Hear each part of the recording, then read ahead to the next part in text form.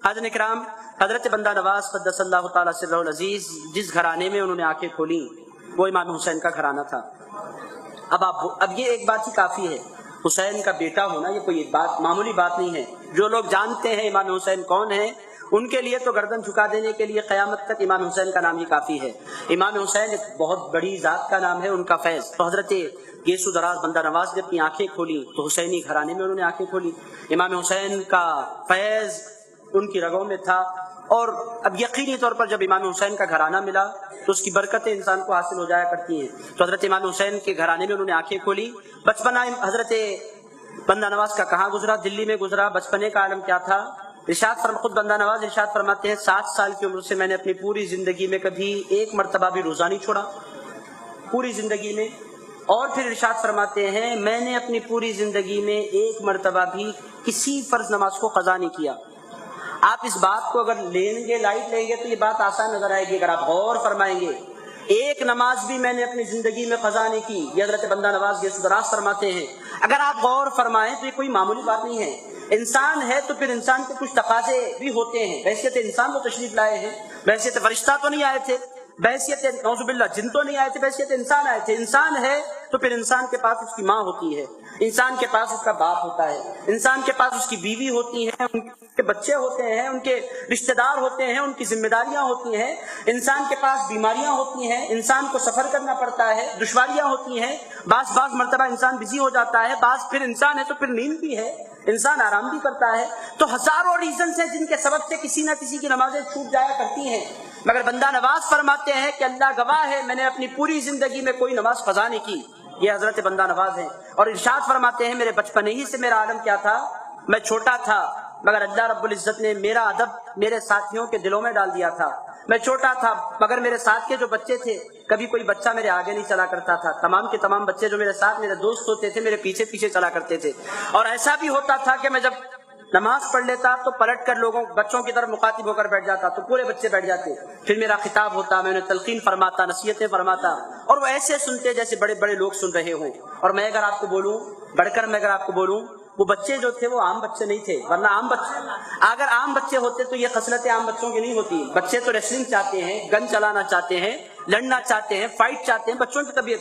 بچیاں گڑیاں چاہتی ہیں، کھانا پکانا، یہ کھیل ان کے ہوتے ہیں، کپڑے سینا یہ ان کے کھیل۔ بچے لڑنا جھگڑنا مارنا پیٹنا یہ بچوں کے شوق ہوتے ہیں، مگر وہ بچے حضرت بندہ نواز کی خدمت میں بیٹھنے والے بچے بڑے باادب بچے، ڈسپلن کے ساتھ وہ بیٹھا کرتے تھے۔ میں اگر بڑھ کر بولوں، میرا جو وجدان کہتا ہے وہ بچے عام بچے نہیں رہے تھے، ان بچوں کو بندہ نواز کی صحبت کے لیے اللہ نے چنا تھا تو ان بچوں کو بھی اللہ نے ولایت عطا فرما دی تھی۔ حاضرین کرام، نہ صرف بندہ نواز ولی تھے، ان کی خدمت میں بیٹھنے والے وہ بچے بھی بڑے خوش نصیب تھے۔ حضرت بندہ نواز جس گھرانے میں بندہ نواز نے آنکھیں کھولی، حضرت نظام الدین اولیاء محبوب الہی کے نام کی وہاں دھوم تھی، بہت دھوم تھی ان کے نام کی۔ اور محبوب الہی کی ذات آج بھی آپ اگر جائیں، اگر واقعی دل زندہ ہے، دل مردہ اگر ہو گیا ہے تو پھر چاند بھی 2 ٹکڑے ہو تو انسان کہے گا یہ it's happen sometimes, it's okay, یہی بولے گا انسان، یہ کبھی کبھی ہو جاتا ہے، اٹس این انسیڈنٹ، یہ ایک واقعہ، یہ ایک اتفاقی واقعہ ہے کہ حادثہ ہے۔ اگر حضرت کرام اگر دل زندہ ہو تو پھر یہ ساری چیزیں۔ حضرت نظام الدین اولیاء محبوب الہی علیہ الرحمہ کا جو آستانہ ہے، ان کی ذات جو محبوب تھی وہ تو تھی ہی۔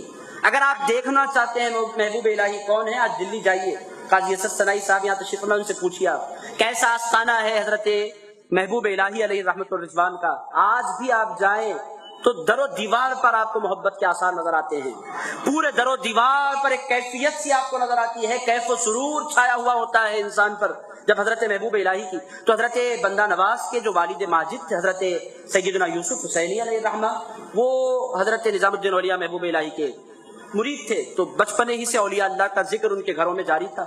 میرے دوستو، آج کل کا ماحول کیا ہو گیا ہے، بچوں کو نہ اولیاء اللہ کی باتیں سننے کا موقع ملتا ہے، نہ پیغمبروں کی باتیں سننے کا موقع ملتا ہے، نہ اہل بیت کی باتیں ہم سناتے ہیں۔ بچپنے سے بچے کے ہاتھ میں ہم سیل فون تھما دیتے ہیں، وہ بچپنے سے گیم کھیلنا سیکھتا ہے، اور پھر اس کے ساتھ ساتھ تھوڑا بڑا ہوتا ہے تو جونی یس پپا، ایٹنگ شوگر نو پپا، یہ چل رہا ہوتا ہے، شوگر کھانا ہے نہیں کھانا ہے، اس پر بچے کے ذہن میں باتیں ڈالی جاتی ہیں، ٹوئنکل ٹوئنکل لٹل اسٹار، اور نہ جانے کیا کیا نظمیں پڑھی جاتی ہیں، جل میں تھوڑا پانی تھا، پانی میں جگ میں پانی تھا، نہ جانے کیا کیا تھا۔ میرے دوستو، بچوں کے ذہنوں میں یہ باتیں ڈالی جاتی ہیں۔ آپ اگر دیکھیں حضرت بندہ نواز کی اگر آپ سرگزشت سنیں، اگر ان کے احوال سنیں बचपने से उनकी अम्मी ने, उनके बाबा ने और उनके नाना ने उनके सामने किसका जिक्र किया था? उनके उठते बैठते उनके घराने में महबूब इलाही का जिक्र हुआ करता था, उनकी मजलिसों का जिक्र हुआ करता था, उनकी खैर खैरात का जिक्र हुआ करता था, उनके शुगल का जिक्र हुआ करता था, उनकी इबादत का जिक्र हुआ करता था। तो बंदा नवाज बचपने से औलिया इकराम के एक माना में आशिक हो गए। वो खुद वली, फिर वलियों की मोहब्बत उनके दिल में पैवस्त हो गई थी। तमन्नाएं अंगड़ाई ले रही थी कि जाकर मुझे मुरीद हो जाना चाहिए, मगर जब आए हजरत निजामुद्दीन औलिया ज़ाहिरी तौर पर दुनिया से तशरीफ ले गए थे। हजरत नसीरुद्दीन चिराग दहलवी उनके मकाम पर तशरीफ फरमा थे। हजरत बंदा नवाज गेसू दराज उनकी खिदमत में हाजिर हुए।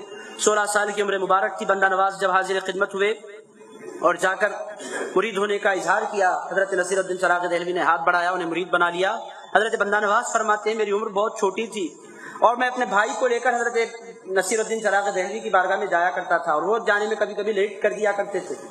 हैदराबादी मिजाज के थे, आप यूँ कह सकते हैं। आप 10 बजे का टाइम देंगे तो 11:30 पर आएंगे, अगर आप 11:30 का टाइम दें तो रात के 1 बजे आएंगे। ये हैदराबादी, आप लोगों की मैं नौजुबिल्लाह खिलाफ नहीं कह रहा हूँ, हमारा एक मिजाज है, हम कभी टाइम पर नहीं आते, हम पंक्चुअल नहीं है। माजरत के साथ हमारे पास 10 मिनट में आ रहा हूँ का मतलब 2 घंटे से पहले नहीं आ रहा हूँ। हैदराबाद के 10 मिनट जो होते हैं ना बड़े खतरनाक 10 मिनट होते हैं। तो हाज़िरीन किराम, वो जो हजरत बंदा नवाज गेसू दराज के भाई थे, आने में ताखिर फरमा दिया करते थे। तो सरकार बंदा नवाज को खुद गिरा गुजरता था कि सरकार नसीरुद्दीन की महफिल मुझसे छूट रही है। बहुत मरतबा ऐसा हुआ कि आने में ताखिर हुई। हजरत नसीरुद्दीन चिराग दहली अलैहिर्रहमा ने इरशाद फरमाया, ए मोहम्मद अल हुसैनी, तुम अगर आने में ताखिर करते हो तो मेरा दिल किसी में नहीं लगा करता। ये बचपना था हजरत निजामुद्दीन, हजरत बंदा नवाज गेसू दराज का। बचपने ही से विलायतों के आसार उन पर नमूदार होने लगे थे। और उनकी तरबियत कैसी हुई थी आप जरा सुने। आज के पीरों को देखें, फिर उन पीरों को देखें और ये भी डिसाइड कर ले कि वाकई पीर है कौन। ये भी आपको डिसाइड करके उठना है। आजकल के पीर, बहुत से पीर कह देते हैं, पीर का हाथ पकड़ लिया ना, पकड़ लिया साहब, चलो मंजिल मिल गई, अब आराम करो, अब नमाज वमाज कुछ भी नहीं है, मैं हूं ना, मैं संभालने वाला हूँ। हाज़िरीन किराम, अगर आप देखें बंदा नवाज के पीर को और उनकी तरबियत के अंदाज को, किस माहौल में उनकी तरबियत हो रही है, आप जरा गौर फरमाएं। हजरत बंदा नवाज गेसू दराज फरमाते हैं, मैं अपने पीर की खिदमत में हाजिर हुआ, फजर की नमाज मैंने पढ़ रखी थी और दिन का मौका था।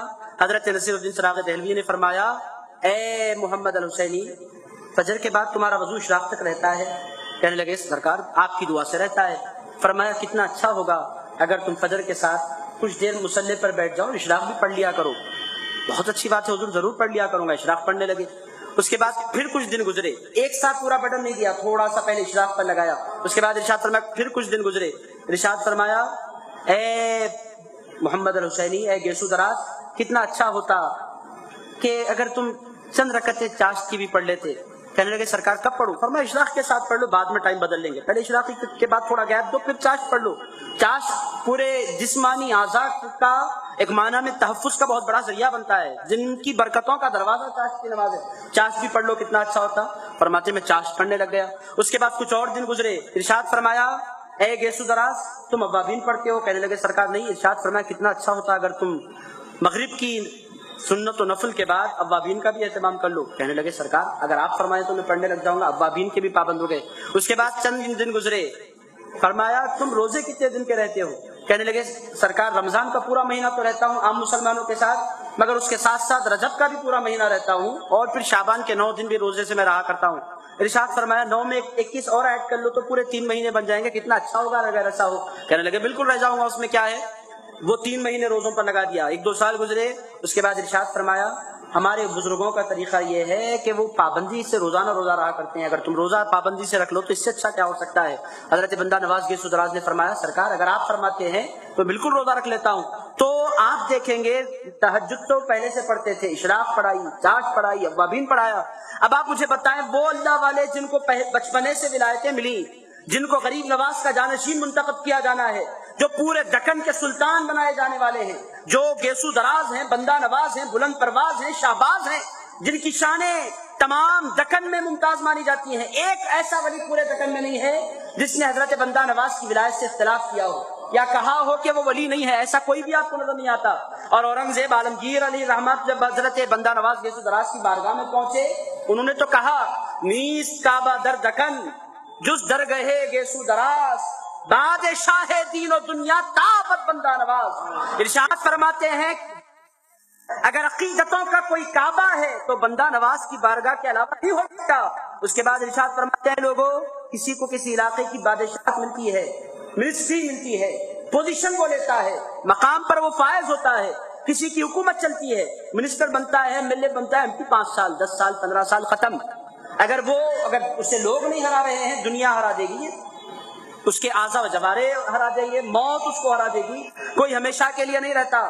مگر بندہ نواز کی بارگاہ میں حاضر ہو کر اورنگزیب جیسے بادشاہ نے کہا، بادشاہ دین و دنیا تابت بندہ نواز، اے گیسو دراز آپ بادشاہ بنائے گئے، ایسا نہیں تھا کہ 6 صدی کے لیے بادشاہ بنائے گئے، 7ویں صدی کے لیے بادشاہ بنائے گئے، 8ویں صدی کے لیے بادشاہ بنائے گئے. نہیں، ارشاد فرمایا آپ بادشاہ ہیں، قیامت تک آپ بادشاہ رہیں گے.